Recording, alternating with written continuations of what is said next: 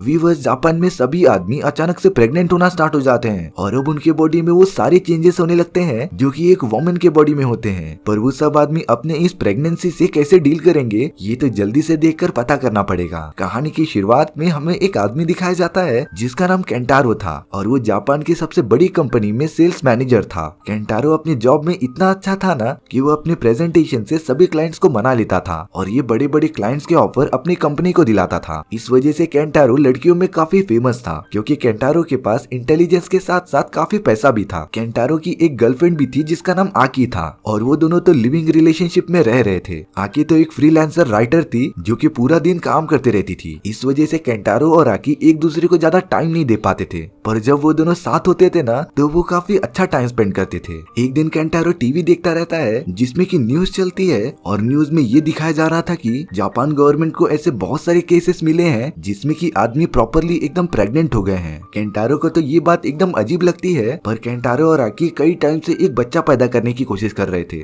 लेकिन आकी इसके लिए अभी तक तैयार नहीं थी क्योंकि अगर उनका बेबी हो जाएगा ना तो वो दोनों अपने करियर पर फोकस नहीं कर पाएंगे। इसके बाद अगले दिन केंटारो अपनी कंपनी में प्रेजेंटेशन देता रहता है जिसमें कि वो अपने क्लाइंट्स के लिए एक कैंपेन रन कर रहा था जो अलग अलग बॉडी शेप के इंसानों पर अप्लाई था। केंटारो के इस कॉन्सेप्ट को देखकर सारे क्लाइंट्स काफी खुश हो गए थे और उनका ये ऑफर केंटारो की कंपनी को मिल गया था। और आज तो केंटारो का बर्थडे भी था, इसीलिए कंपनी के सारे लोग केंटारो के लिए केक लेके आते हैं और काफी इंजॉय करते रहते हैं। पर कुछ टाइम बाद केंटारो को फील होता है कि उसे चक्कर आ रहा है, लेकिन वो इस बात को टोटली इग्नोर कर देता है और आकी के पास चला जाता है। पर अगले दिन जब केंटारो एक मीटिंग में होता है तो उससे वापस से चक्कर आने लगते हैं और उसने तो इस बार काफी सारी उल्टी भी की थी। इसीलिए केंटारो अपना चेकअप कराने के लिए डॉक्टर के पास चला गया था। फुल बॉडी का चेकअप करने के बाद डॉक्टर केंटारो को बताते हैं कि वो प्रेग्नेंट है। केंटारो तो ये बात सुनकर एकदम शॉक हो गया था और उसे लग रहा था कि डॉक्टर उसके साथ सिर्फ मजाक कर रहे हैं, इसीलिए वो जल्दी से उनके क्लिनिक से चला जाता है। पर केंटारो के मन में ये बात तब से घूम ही रही थी कि आखिर एक आदमी कैसे प्रेग्नेंट हो सकता है। इसीलिए अब वो केमिस्ट के पास जाकर प्रेगनेंसी टेस्ट का डिवाइस ले लेता है। आसपास की औरतें तो केंटारो को वो डिवाइस लेते टाइम काफी अजीब तरीके से घूर रही थी, लेकिन जब केंटारो घर आकर उस डिवाइस को यूज करता है तब जाकर उसे पता चलता है कि वो सच में प्रेग्नेंट है। और अब वो ये बात बताए भी तो किसे बताए, वो तो ये बात अपनी गर्लफ्रेंड आकी को भी नहीं बता सकता था।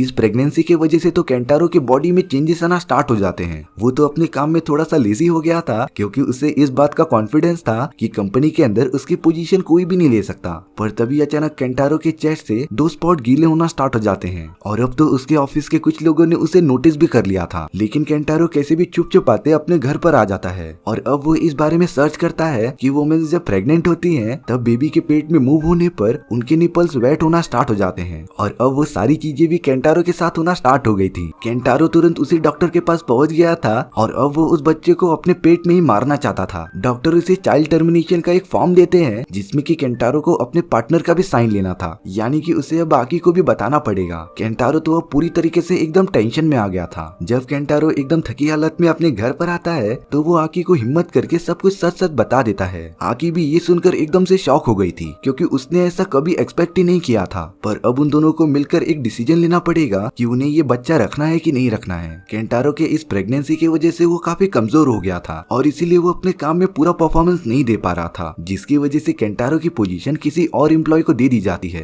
केंटारो अपने बॉडी का वापस से चेकअप कराने के लिए क्लिनिक में जाता है और तब वहाँ वो एक आदमी से मिलता है जिसका नाम मियाजी था। और शॉकिंग बात तो ये थी कि मियाजी भी केंटारो की तरह प्रेग्नेंट हो गया था। वो दोनों तो बातों बातों में दोस्त बन गए थे और साथ में डिनर भी करने लगते हैं। केंटारो जब ये बात सुनता है कि मियाजी अपने बच्चे को मारना नहीं चाहता बल्कि उसे जन्म देकर पाल पोस कर बड़ा करना चाहता है, तब जाकर केंटारो सोच में पड़ जाता है कि उससे ये बच्चा रखना है कि मारना है। अगर ये दुर्घटना कभी आपके साथ हो गई तो आप इस सिचुएशन में क्या करोगे, इस बारे में प्लीज कमेंट सेक्शन में बता देना। और हमारी ये शॉर्ट स्टोरी यहीं पर खत्म हो जाती है। व्यूअर्स, अगर आपको आगे की कहानी जाननी है तो प्लीज कमेंट सेक्शन में बता दो, जिसके अकॉर्डिंग हम आगे की कहानी अपलोड कर देंगे। और अगर आपको मेरा एक्सप्लेनेशन 1% भी अच्छा लगा होगा ना तो वीडियो को लाइक एंड चैनल को सब्सक्राइब जरूर कर देना, क्योंकि सच में इससे मुझे काफी ज्यादा मोटिवेशन मिलता है आपके लिए इसी तरीके की मजेदार कहानियां ढूंढ के लाने के लिए। तो मिलते हैं नेक्स्ट वीडियो में। सी या।